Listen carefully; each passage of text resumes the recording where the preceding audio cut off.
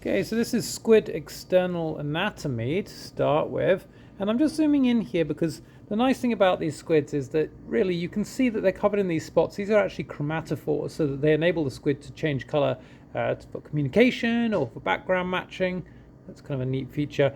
The way a squid works is that it can swim primarily backwards, so this mantle is forming a cavity inside, sucks water in by expanding this, and then it seals the body against this siphon, and then it can actually jet the water out of the siphon to jet propel itself this way, and it uses the fin for guiding its movement.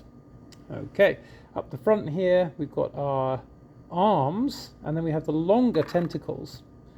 And what I've actually begun doing is just making a cut. So I pinned the organism, of course. I've just been making a little cut that's running along the inside of the organism, like so, and I'm being very, very careful to lift with the scissors so that I don't damage the internal organs. There we are, all the way to the end, and then I can pin out this mantle cavity to expose the inside. You would imagine all these organs are effectively dangling inside that bag. So I'm going to continue looking at the internal structures now. If I zoom in, I'll just take us through a few of these. So starting from our siphon here, we then have the siphon retractor muscles on either side. Now in this region here, we'll come in closer later, but we have a liver, and then behind that, and slightly to the behind, we're going to have the esophagus. We have overlaying this an ink sac, and then as we move up, I'm going to focus on a few female-oriented organs. So this is the nidomental gland here, and this is oviducal gland. And we aren't really seeing any ovary in this female because she's a little bit on the young side. So just those two glands for female reproductive system. We have a ctenidia each side as a gill. And up here we have a cecum. And if I remove and move this nidomental gland, I'll hopefully be able to find the stomach in this region. I'll come back to that in a minute though. Let's remove some glands and we'll see what that looks like. Okay, so I've actually changed orientation slightly. So now we're doing the ventral surface. We've got the anterior end and posterior end up here.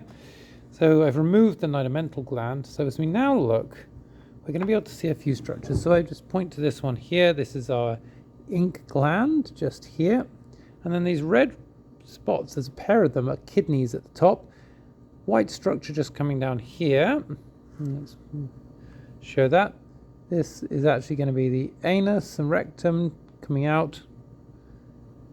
Okay. Now above these, and they're very hard to see, we have the hearts. So in the middle, the sort of brownish colored component, that is your systemic heart. To the right, just at the top of this ctenidia, we have one of the brachial hearts. And then over the other side, just here, there is another brachial heart.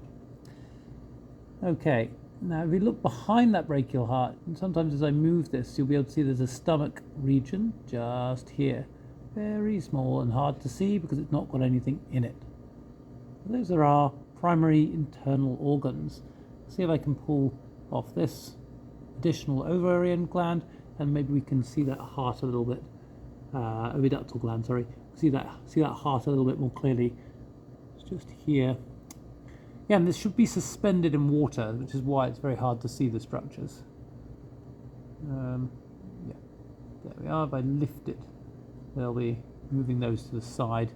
You start to see where the esophagus is running up into the stomach. Okay. Up here is cecum, I should have mentioned, for digestion. All right.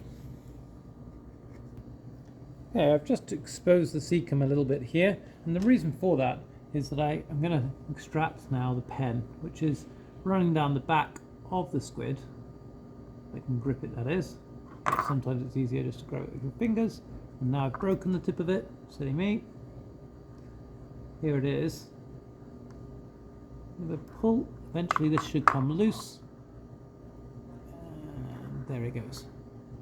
Okay, we can just see that slide out. So that is the pen of a squid, providing structural support down the back of the body, effectively. There we go. Put that to the side. Coming to the mouth of the squid, I'm here actually exposing the beak, which is here. It's a two-part beak, and we can actually squeeze out the beak, normally like so, out of the mouth.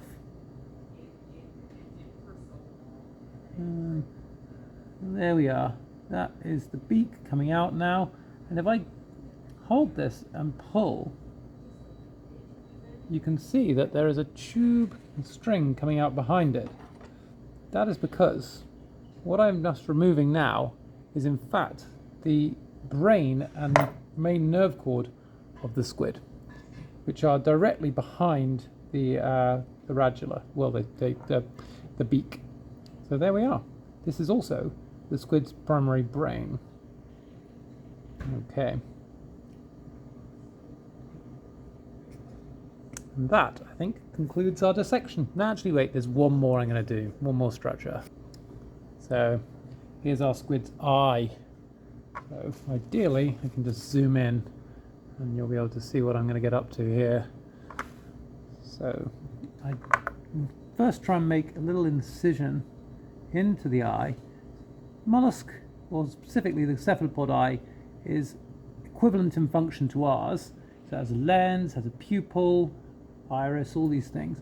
Now, the other thing that's kind of amazing, whoops, is that, there we are, I just shot the lens out. There it is. Ba-dum. So all that dark fluid would be controlling light access into that inner eye region. What's amazing about the squid eye is that the nerves actually join the back of the photoreceptive cells, so that the photoreceptive layer sits on the surface on which light is incident, so that the light doesn't have to pass through the cell like it does in the vertebrates. So that's a sophisticated and improved design, as it were, compared to the vertebrates. All right, that's the end of our